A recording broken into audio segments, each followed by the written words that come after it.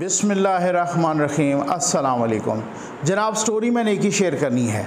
Story यही है, आपने थंबनेल पे देख लिया होगा कि हमें इदारे से कंप्लेंट नहीं लेकिन एक जर्नैल से कंप्लेंट है। क्या ऐसा ही है?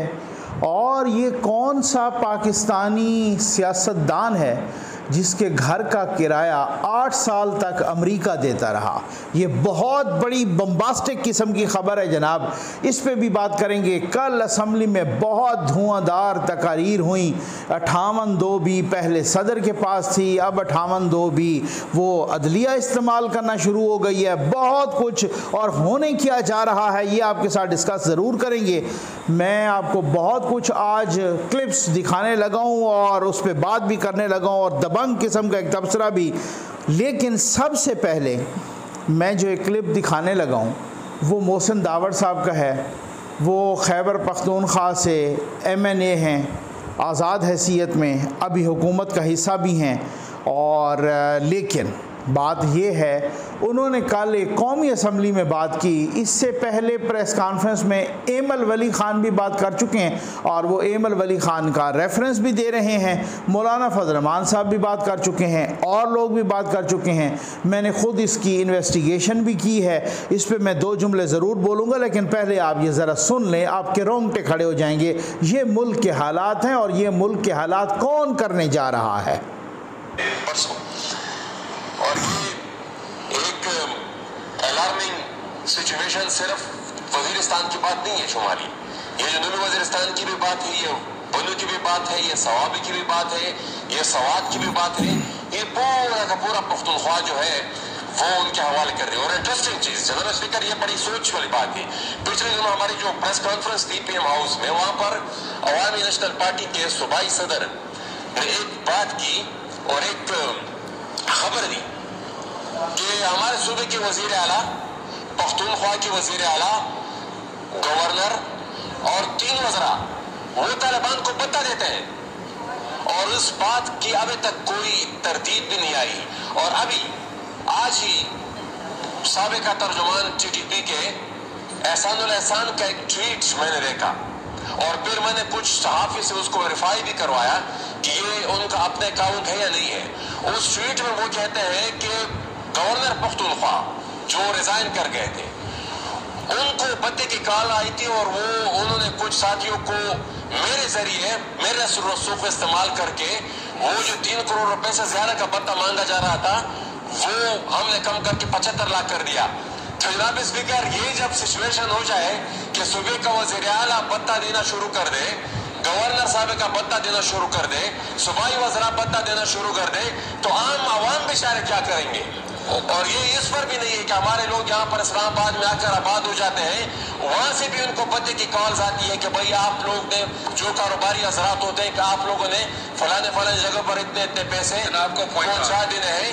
तो ये बड़ी खतरनाक किस्म की सिचुएशन है जनाब। तालिबान भत्ता ले रहे हैं, वज़ीर आला साहब से भी ले रहे हैं, इसके साथ गवर्नर साहब से भी ले रहे हैं। इसके साथ क्या हो रहा है? ये कौन कर रहा है या ये कौन करवा रहा है? मैं तो माज़रत के साथ, मैं तो बहुत जो है ना खुली डुली बातें करता हूँ।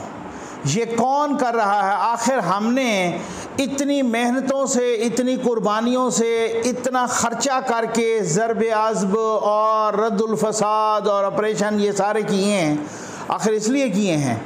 मुझे पक्के बंदों ने, वहीं के बंदों ने बताया कि यहाँ तक कि लक्की मरवत और बनू तक भी पुलिस ऐलान करवाने पे बेचारी मजबूर होती है। मसाजिद में ऐलान हो रहे हैं कि रात को बाहर कोई नहीं निकले, अगर निकलेगा तो वो अपनी गारंटी पे निकलेगा, हम उसके ज़िम्मेदार नहीं होंगे, वो अपनी ज़िम्मेदारी पे निकलेगा। ये हालात हैं खैबर पख्तूनख्वा में। भत्ता ले रहे हैं करोड़ों रुपए। जिस भत्ता देने वालों में, जो वज़ीर आला देने वालों में और एक्स गवर्नर शाह फरमान और जनाब वज़रा शामिल हों भत्ता देने वालों में, अब आप अंदाज़ा ज़रा कीजिए कि भत्ता देने वालों में कौन शामिल हैं। तो जो मुहाफ़िज़ हैं वो क्या कर रहे हैं? एक बात है ना, अगर तालिबान भत्ता ले रहे हैं तो वो क्या कर रहे हैं?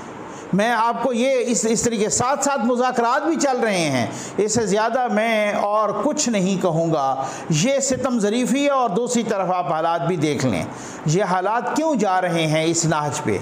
कौन लेके जा रहा है या कौन इस तरह से करवाना चाहता है और ये कौन किस तरीके से कौन कौन मुलव्वस है, खुदा न खास्ता मुबैना तौर पे कौन कौन उनके नाम पे भी भत्ता लेता है। ये बहुत बड़ी बातें हैं, ये इसको रहने दीजिए। अब आ जाएँ जनाब कल के बयानात पे कुछ। खैर से वज़ीर आज़म साहब ने भी तकरीर की। वज़ीर आज़म साहब ने अल्फाज को इधर उधर यानी कि वो उसको जो है ना अपने बयान को अल्फाज में लपेट के ठीक है डाल दिया और साथ ही एक कमेटी भी बन गई। लेकिन बिलावल भुट्टो ज़रदारी ने बहुत दबंग तकरीर की असम्बली के अंदर। उन्होंने यहाँ तक भी कहा कि वो 58(2)B जो इस्तेमाल करता था पहले सदर, आजकल वो अदलिया इस्तेमाल कर रही है। उन्होंने यहाँ तक भी बिलावल भुट्टो ज़रदारी साहब ने यहाँ तक भी कहा, ये इससे 2 दिन पहले मैंने यही ट्वीट किया था कि जनाब बात ये है कि एक वज़ीर आज़म ख़ुद से फ़ैसला नहीं कर सकता, क्योंकि सुप्रीम कोर्ट के फ़ैसले के मुताबिक पूरी कैबिनेट हुकूमत होती है, सिर्फ वज़ीर आज़म नहीं होती। तो फिर उसके बाद आप जो है ना आप जो ख़ुद बताएं कि सुप्रीम कोर्ट में सिर्फ चीफ जस्टिस ही सब कुछ होगा। उसके साथ बिलावल भुट्टो ने यह भी कहा कि एक दिन की न्यूट्रलिटी 70 सालों के गुनाह माफ़ नहीं कर सकती। बहुत दबंग किस्म की तकरीर की है, नो डाउट। कमेटी बन गई, आप देखते हैं उस कमेटी में कितना दम ख़म है, उस कमेटी में कितना दम ख़म है, क्योंकि आपस में भी तो मसाइल हैं ना, आपस में भी तो मसाइल हैं। इस्तीफ़े कबूल करते हैं तो कोई उधर वाले आड़े आ जाते हैं, नहीं करने अभी तक। मलिक रियाज के ख़िलाफ़ कार्रवाई होती है तो पीपल्स पार्टी आड़े आ जाती है। ये एक दूसरे के साथ भी ये हालात हैं, ठीक है ना। अब कल जिस असम्बली के फ्लोर पे खड़े हो के वज़ीर आज़म ने कहा हो कि 50 अरब रुपए का लिफाफा आया, ठीक है ना, 50 अरब रुपए, जो काबीना अभी उठ रही थी कि अचानक ही शहजाद अकबर ने खुसर बुसर शुरू कर दी इमरान खान के कान में, उस वक़्त के वज़ीर आज़म में। तो इमरान खान साहब ने कहा बैठो बैठो बैठो, एक मिनट बैठो। तो इस तरह से एक सील्ड लिफाफा लहराया और कहते कि ये आपसे मंजूरी लेनी होगी। तो शीरी मदारी साहब ने कहा कि ये किस चीज़ की मंजूरी है वज़ीर आज़म साहब, आप हमसे किस, कहते हैं कोई सीक्रेट डॉक्यूमेंट है, और वो सीक्रेट डॉक्यूमेंट वही मलिक रियाज के 50 अरब रुपए थे जो उसी की झोली में डालने थे। तो अब वो कल शहबाज शरीफ साहब ने मरियम नवाज साहबा के भी उस बयान की हवाला दिया कौमी असम्बली में कि अगर इस लिफाफे में ये होता कि पाकिस्तान के एटमी असासे किसी के हवाले कर दें, भाई क्या पता कैबिनेट को, आप कह रहे हैं सीक्रेट डॉक्यूमेंट है, तो इसका क्या मतलब, अगर कुछ और होता पाकिस्तान के ख़िलाफ़ होता, आपने तो मंजूरी ले ली थी, दुनिया तो कहती इनकी कैबिनेट ने मंजूरी ली है, इनकी कैबिनेट ने इस तरह की मंजूरी दे दी है। ये वो लिफाफा वज़ीर आज़म साहब, इससे पहले वज़ीर दिफा साहब, वज़ीर दाखिला साहब, ये सारे कह चुके हैं, लेकिन मलिक रियाज के ख़िलाफ़ कार्रवाई नहीं हो सकती मेरे भाई। उसकी वजह यह है कि उसी के जहाज़ पे चढ़ के, ये मैं बताता हूँ कि कौन सा सियासतदान है, वो भी मैं बताता हूँ। मौलाना फजल रहमान साहब ने कल बहुत ही दबंग किस्म का इंटरव्यू दिया है, वो आपको इधर स्क्रीन पे दिखाता हूँ, ये सारी कुछ चीज़ें। लेकिन पहले ये सुने, बातें बहुत अहम हैं। मलिक रियाज के खिलाफ भाई कार्रवाई नहीं हो सकती। उसी के जहाज़ में तो फरा गोगी भागी, उसी के जहाज़ में परवेज़ इलाही साहब इस्लामाबाद में अपना हल्फ लेने आए। ये देखे तो सही ज़रा तस्वीर, फ़र्क क्या है इसमें।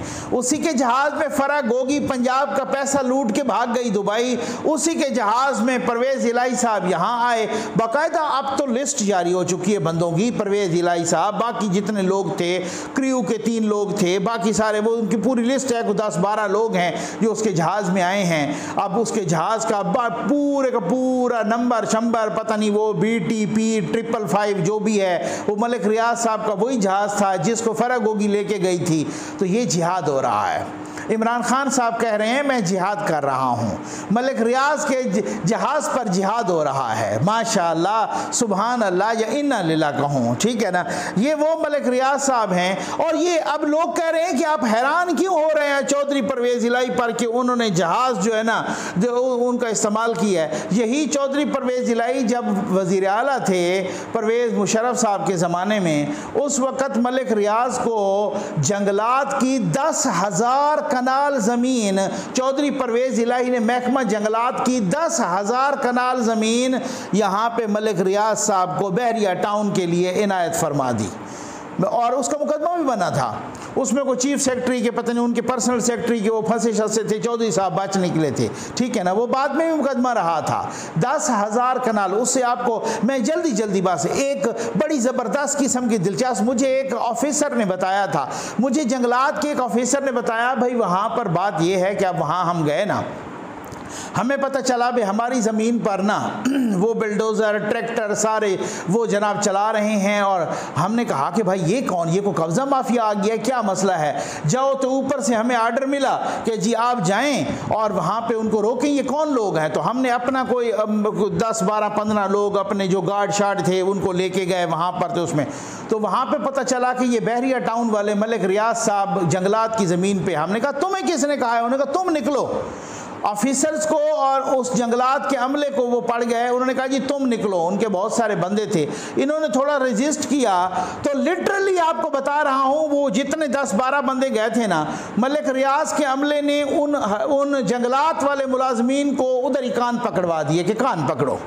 अब जब कान पकड़वाए तो उन्होंने पीछे फ़ोन शोन किया, उन्होंने बताया कि भाई यार ये तो यहाँ पे ये मामला है, ये क्या करें। तो उन्होंने ऊपर फिर रब्ता किया, जब ऊपर रब्ता किया तो उन्होंने कहा यार चलो वापस आ जाओ। ठीक, ये हालात हैं पाकिस्तान के माशाअल्लाह। ये आप इन्ना लीला पढ़ते हैं, मैं आपको कहता हूँ, ये जनाब आप मौलाना साहब ने ये मौलाना साहब भाई जब तक आप में सकत नहीं होगी, कल कमेटी बनी, मैंने क्यों कहा कि सकत होगी तो कुछ कर पाएंगे ना, सकत होगी तो चीफ जस्टिस के इख्तियारात महदूद करेंगे, बेंच बनाने के हों या कोई भी हों, केस लगाने के हों या और भी इख्तियारात हों, सकत होगी तो ये होगा ना। यहाँ पे तो हालात ये हैं कि जी मतलब वो कल मुझे गालिबन तलत साहब का ट्वीट था कि भाई पता नहीं वो कोई इस तरह से कि जिना दुश्मनी की थी रियाज नाल तो उन्हें रोटी खादी प्याज नाल, पता नहीं क्या इस तरह का कोई है ना। तो बात वही है सूरत हाल कि भाई यहाँ पर तो ये सूरत हाल है ना कि आप अंदाज़ा तो कीजिए कि यहाँ उसी जहाज़ पर फ़रग होगी जा रही है, उसी जहाज़ पर परवेज़ इलाही साहब आ रहे हैं। ये मौलाना साहब का ज़रा सुन लेना, फिर उसके बाद इस पे बात करते हैं और इस पे मैं तबसरा भी करता हूँ ये क्या चक्कर है और कौन सा सियासतदान है पाकिस्तानी सियासतदान जिसके घर का किराया अमेरिका देता रहा। ये मौलाना साहब ने भी बता दिया, लेकिन इस पर मैं बताऊँगा ज़रूर आपको और तफसील से बताऊंगा, एक चीज भी दिखाऊंगा।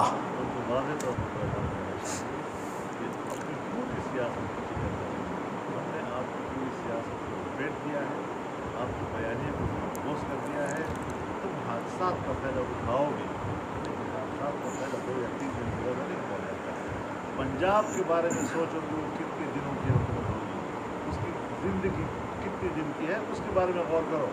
तुमने हमेशा सियासत की है या एस्टेब्लिशमेंट की सपोर्ट में, या अदलिया की सपोर्ट में, या सहयूनी कुव्वतों की सपोर्ट में, या हिंदुस्तान के लोगों के चंदों की सपोर्ट में, और फिर अभी चूर बैठे हो कि हम तो अमेरिका के खिलाफ। अभी पता चल गया तुम्हारा जो बरीगाला का घर अभी नहीं बना था, इससे जो तुम्हारा घर था 8 साल तक अमेरिका का फ्लैट जो है वो आपके घर में किराया देता रहा, नहीं देता रहा। तो पाला उन लोगों ने, तुम्हें बनाया उन लोगों ने। लिहाजा पाकिस्तान में हमारी इस सियासत के खिलाफ ऐलान जंग है और हम किसी कीमत पर इस बयानिए को न जिंदा रहने देंगे न पाकिस्तान में चलने देंगे। और जो कुव्वत भी सोचती है कि हम इनको सपोर्ट करेंगे वो सुन ले कि हमारा उनके खिलाफ ऐलान जंग तो अटकपार शिकायत है। इदारे से हमें शिकायत नहीं है, लेकिन इदारे के हिस्सा उससे ज़रूर। ये जनाब आपने ख़ुद सुन लिया, मुझे हैरत भी है, ये मैं बताता हूँ, ये अभी आपको सुनाता भी हूँ इसका बैकग्राउंड क्या है। ये जो अमेरिका वाले फ्लैट की और सारा कुछ, ये अमेरिका क्यों इसका किराया देता रहा और क्या सूरत हाल है। अब बात ये है कि मुझे बहुत सारे जनाब हज़ारों सैकड़ों की तादाद, सैकड़ों की तादाद में, हज़ारों की तादाद में नून लीग के वर्कर्स, वोटर्स, स्पोर्टर्स मैसेज करते हैं जनाब कि मौलाना साहब की बातों से बड़ी तसल्ली हो रही है। ठीक हो गया ना, वो बात यह है वो वही वाला बयानिया लेके चल रहे हैं, जो मरीम नवाज साहबा का बयानिया है, जो नवाज शरीफ साहब का बयानिया है। शहबाज शरीफ साहब का जो बयानिया है उनके वर्कर्स को वो डबो गया है, और वो वर्कर्स और सपोर्टर्स वो कहते हैं कि जो शहबाज शरीफ साहब का बयानिया है ना, उसने हमारा सत्यानाश कर दिया है। और ये क्या चक्कर है, मैं इस पे तो बात करता हूँ कि मुझे किस से शिकायत है, इस पे मैं ज़रूर एक दो जुमला ज़रूर बोलूँगा आखिर पे, उसी पे वीडियो ख़त्म करूँगा। लेकिन ये ज़रा सुन लीजिए, ये मोहसिन बेग साहब को तो जानते हैं ना, ठीक है ना। मोहसिन बेग साहब ने एक टीवी प्रोग्राम में 2 दिन पहले ये इंकशाफ किया था, ये ज़रा आप खुद सुन लीजिए और फिर उसके बाद इस पर मैं करता हूँ बात। इमरान के मैं बड़ा चोटी का लीडर हूँ, आप आए कैसे, उनके बलबूते पे आए, आज आप हीरो बन के आप आज़ादी, किससे आज़ादी? आप खुद अमेरिका के एजेंट है, आपका किराया, आपके घर का किराया E7 का 8 साल अमेरिकन कॉन्सुलेट देती रही, उसे तो मुझे शू करे। मोहसिन बेग साहब, अमेरिका के नाम बात कर रही हूँ। मोहसिन बेग साहब, एक मिनट, आप ये बड़ा संगीन इल्जाम लगा रहे हैं। अगर वो आपके ऊपर आज केस करते हैं तो फिर मैं बताऊंगा कि अमेरिकन कॉन्सुलेट इसकी घर का किराया नहीं देती रही, अमेरिकन एम्बेसी। ये झूठा इंसान है, इसके पल्ले तो कुछ नहीं, अपने पल्ले तो उसको खाना नहीं खाता। ये खुद कहता है मुझे दूसरे के घर जाके भूख लगती है, अपने घर में तो होता कुछ। अब आप अंदाज़ा कीजिए, जब ये बनीगाला वाला घर नहीं बना था उस वक़्त जनाब वो फरमा रहे हैं, और मोहसिन बेग से ज़्यादा इनके कौन करीब होगा, और वो चैलेंज करके कह रहे हैं कि अगर ये झूठ है तो इमरान खान मुझे सू करे, ठीक है ना।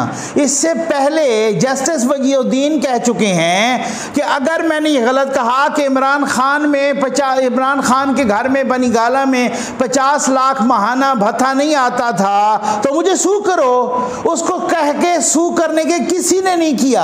अब मोहसिन बेग साहब कह रहे हैं कि ये झूठा इंसान है, इसके घर का अपना किराया, जब ये अभी बनीगाला वाला घर नहीं बना था और E7 में वो घर था, उस फ्लैट का किराया अमेरिका देता रहा। ये मैंने दूसरे सोर्सेस से भी पता किया है, और खान साहब के जो करीब सोर्सेस से उसी से पता किया है। अब अमेरिका क्यों देता रहा, अमेरिका को क्या दिलचस्पी है? ये इसी वजह से कि जिसकी ट्रंप ने तस्दीक की थी कि जब ये खान साहब वहाँ बैठे थे और कहा था कि जी हमारे तो पहले काम ही नहीं होते थे, इसी वजह से अब हमने अमेरिका पाकिस्तान की एड जो है ना बहाल की है, मदद बहाल की है, क्योंकि अब इमरान खान आया तो हमारे काम होते हैं। ये मौजूद है, ये ट्रंप कह रहा है और खान साहब साथ पहलू में बैठे हैं, ठीक है ना। वो मुझे याद आ गया, गालिबन मिस्र के एक सदर थे, अब मुझे नाम में कन्फ्यूजन है, अनवर सादात साहब थे या कोई भी थे, बहरहाल वो फिर वो उसको चेक कर लेंगे। वो बड़ी ना अमेरिका के ख़िलाफ़ बड़ी बड़ी तकरीरें किया करते थे।